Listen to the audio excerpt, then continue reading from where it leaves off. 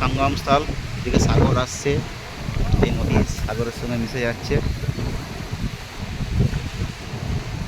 ওদিকে কপিলা নদী আসছে, এদিকে হিরণ নদী আসছে, আর সরস্বতী নদী আছে।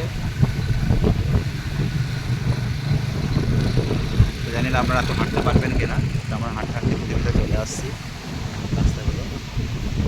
পাশেই শ্মশান আছে, শক্তিপীঠ আছে এখানে, সামনেই আগে সোমনাথ মন্দির আছে,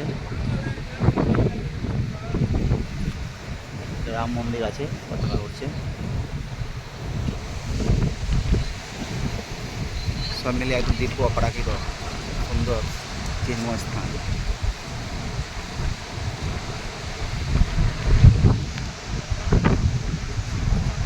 দ্বারকার যেমন ঢেউ, এখানে সে দ্বারকারই সেই সমুদ্র। দ্বারকা থেকে 40 কিলোমিটার দূর স্থান।